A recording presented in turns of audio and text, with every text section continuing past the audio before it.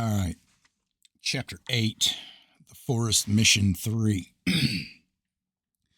Each soul seed is implanted into the whole being according to a preset destiny. From this grow the two branches of the whole being, the soul spirit and the mortal body.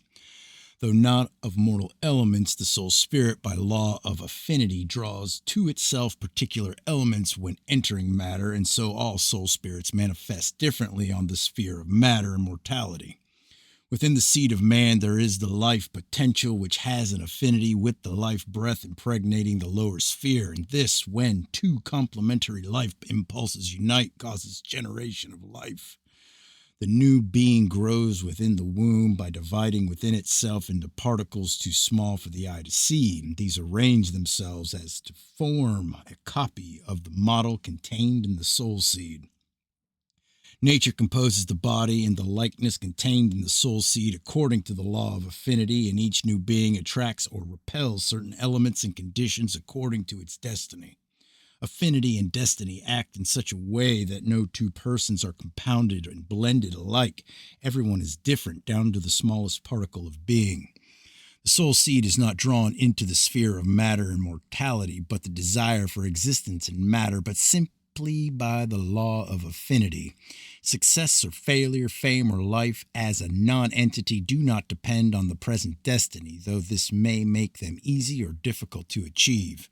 A man's destiny may cause him to be born rich or poor, frail or sturdy, civilized or savage, but it cannot make him accept or remain in this state.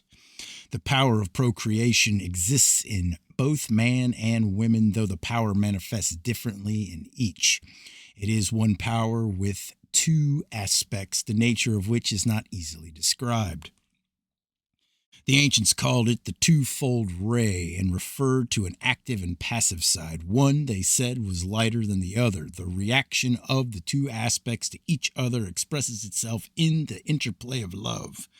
The compelling force is also twofold, expressing itself in a lower and higher form. My friends, I am often asked about death, which seems to frighten most people who consider it the greatest evil which can befall them.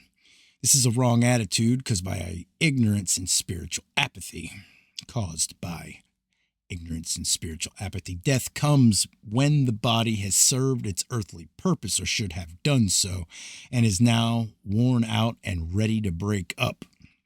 The vital forces which have hitherto held it together withdraw and concentrate within the soul spirit. It is not the end, but only a separation, the severance into two parts, each returning to the place with which it has an affinity. It is not dissolution, but renewal. The immortal is absorbed back into its own element without dissolution, while the mortal part obeys its own law of decay and renewal. Death destroys nothing except the link between the soul spirit and the perishable body. There is something you should know and consider most earnestly, for it bears directly upon the afterlife condition. It concerns two kinds of wrongdoing, that done openly and perhaps I may say courageously, if such a word can be permitted to describe an evil deed, and that done secretly and slyly. Punishment for the former is often meted out by man, and this can, in many cases, cause spiritual readjustment. In the latter, however, the furtive deed is close hugged and so becomes accentuated within the sensitivity of the soul spirit. Because the evil deeds were hidden and not uncovered, the sly ones will suffer far more than those whose evil doing was exposed. Because of this, hypocrisy is to be condemned as a most detestable vice. Those who go through life practicing evil undetected, particularly if done under a cloud of virtue, will surely suffer much more grievously than the condemned murderer and thief. This is why the good books condemn hypocrisy and deceit more than murder and theft. For spirituality, the former are more potentially evil.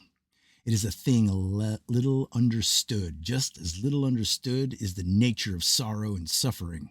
Of these there are two kinds, that which follows as the result of a foolish, wicked, or ignorant act, and that which destiny prescribed to test the soul spirit. Consider these things well, for it will lead to a better understanding of life. The soul spirit gives out a kind of glow called the spirit light, which can be seen by many of those who are spiritually awakened. It envelops the earthly body and forms something like a radiant ring above the head. In good men, it appears bright and shining, but in the unrighteous, it looks dull and drab. This is why it is said, the faces of those who have abstained from wrongdoing shall shine like the sun. It also indicates the different death conditions of people. However, it would be well for you to remember that abstaining from wrongdoing is not enough. You must act positively in the service of good. It is not pleasant, my friends, to dwell too long on the fate of the evil-minded ones, whose after-death condition is a nightmare of unending strife and unrelieved ugliness. These are the wretched undying dead who long for oblivion and the supremacy of death. This is not a pleasant teaching, but it is unwise to shun reality because it is painful to dwell upon. This is the escapism of weakness. Suffice to say that there is a place to which the evil-minded ones are drawn by affinity, where remorse and regret are more pressingly painful than any cancerous growth. The suffering falls heavier for its postponement beyond death. The undeserved honors, the unwarranted good name, the unearned credits and benefits are not overlooked either. No man can escape the judgment of his regenerated conscience, which measures and judges according to what is revealed against a contrasting standard of absolute purity. Now, there is one thing often asked touching the teachings concerning the unclean place, the ultimate disposal of the spiritual garbage. My friends, the doctrine of eternal condemnation is false. This cannot be, for it asserts a downward finality, which not only is against the whole creative intent, but also questions the goodness of the Supreme Spirit. The misery suffered by the unclean beings in their self-selected filthy abode of shadowy horror is in fact a purging and purifying cure. Though it lasts many ages of time and the road upward through the destiny of matter is long and arduous, there is an end, be it in glory or oblivion. After so-called death, which word in former times meant no more than removal, each soul spirit goes to the habitat to which it is drawn by affinity. There, all the latent powers and qualities built up and hoarding during earthly life are released and revealed. These should suffice for complete spiritual happiness and freedom.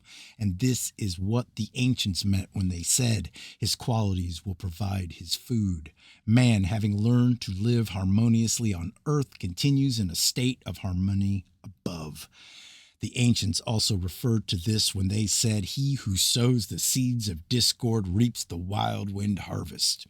My forest friends, the soul spirits of grown men and women are often enclosed within a hard-set cement of materialism. Compare this state with the innocence of a child whose soul spirit, unstained by evil, still retains affinity with the source of its being. But as the mortal body develops, so it closes in upon the being inside, encasing it in ever-thickening layers of grossness. Soon the light no longer penetrates the recollection of the beauty beyond is stifled. The vision departs, and the soul spirit, shut off from contact with its homeland, sinks into forgetful slumber. The fleshy prison walls hold it fast, and communication with the freedom light outside becomes more and more difficult. The beauty fades away in the enveloping darkness. I, my friends, do not wish to dwell unnecessarily on the aspects of the higher teachings. They are ably enough presented in the good books of the ancients by and may be studied there. I would rather speak of the divine qualities. The greatest of these is love.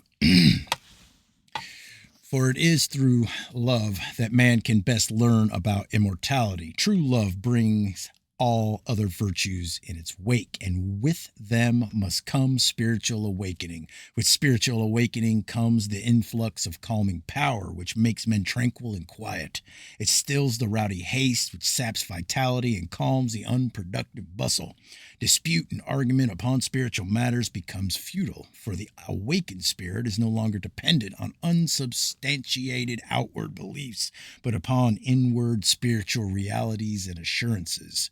Others have said that here, on the sphere of matter and mortality, man cannot have assurance, but from my own experience, it would appear that assurance can be gained. There is a road to certainty, albeit a long and weary one. However, too much is said of spirituality in a world where it is an infrequent manifestation. Only a few are in sight of the destination, while by far the most are still well back along the road. To these, the conditions to be met along the way are the location of refreshing wells and sources of sustenance are the most important things and the most serviceable information. So unless you are one who has the end in sight, do not aim to immerse yourself too soon in the waters of spiritual rapture and devotion. There is a proper time and a place for everything. First, gain complete mastery over the body and control every urge and desire arising from it. This is the first step only, and the way and means are contained in the precepts of the moral law. Study these diligently, but remember that study and understanding without practice and performance is absolutely futile.